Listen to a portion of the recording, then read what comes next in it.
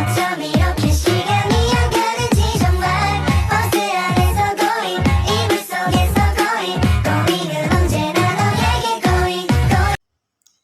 Assalamualaikum warahmatullahi wabarakatuh. Perkenalkan, nama saya Niswatul Khairini dari jurusan Pendidikan Guru Sekolah Dasar Universitas Negeri Gorontalo. Jadi saya di sini akan menjelaskan tentang pengelolaan lingkungan belajar sebagai salah satu tugas mata kuliah manajemen kelas yang diampu oleh Bapak Dr. Rustam Hussein MPD. Oke, jadi yang pertama yaitu pengertian pengelolaan lingkungan belajar.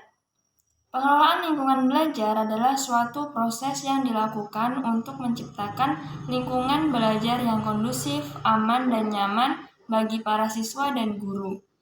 Lingkungan belajar yang baik dapat meningkatkan kualitas pembelajaran dan kesejahteraan siswa serta guru. Pada dasarnya, pembelajaran merupakan inti dari proses pendidikan secara keseluruhan. Di antaranya, guru merupakan salah satu faktor yang penting dalam menentukan berhasilnya proses belajar mengajar di dalam kelas. Oleh karena itu, guru dituntut untuk meningkatkan peran dan kompetensinya. Guru yang kompeten akan lebih mampu menciptakan lingkungan belajar yang efektif dan akan lebih mampu mengelola kelasnya sehingga hasil belajar siswa berada pada tingkat yang optimal.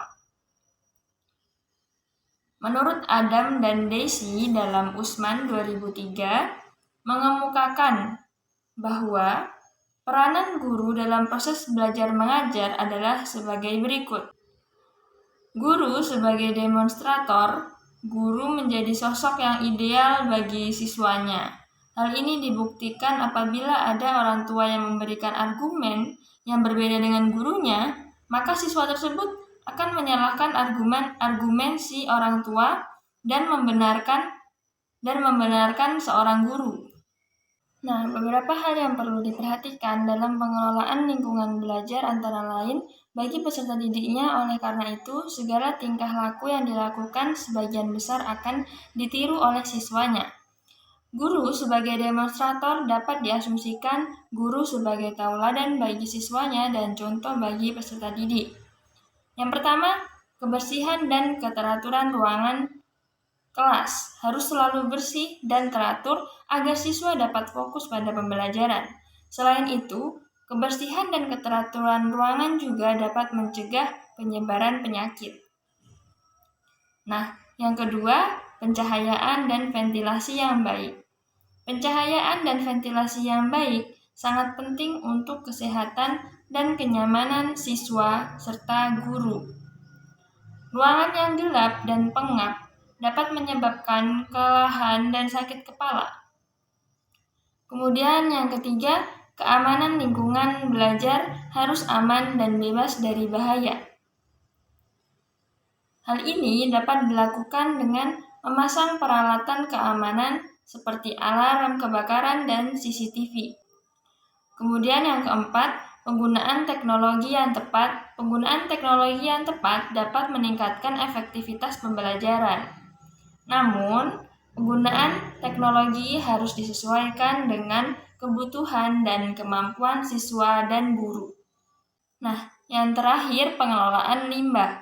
Pengelolaan limbah di lingkungan belajar harus dilakukan dengan baik agar tidak menimbulkan masalah kesehatan dan lingkungan.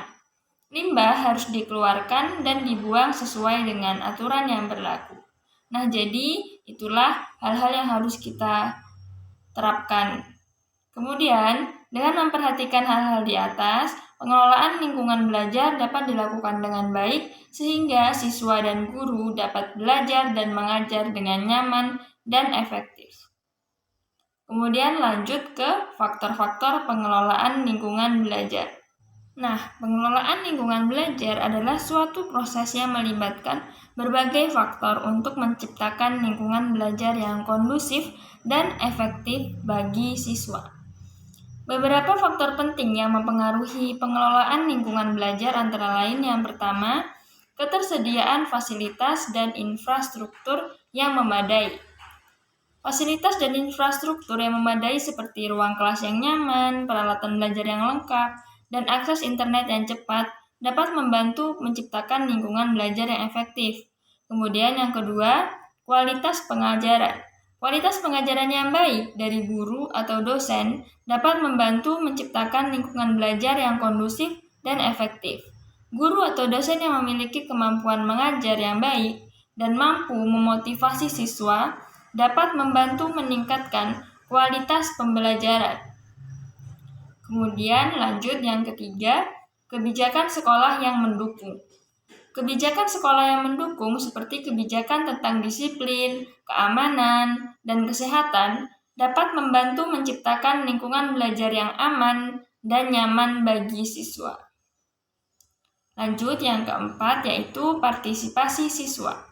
Partisipasi siswa dalam proses pembelajaran dapat membantu menciptakan lingkungan belajar yang interaktif dan meningkatkan motivasi belajar siswa.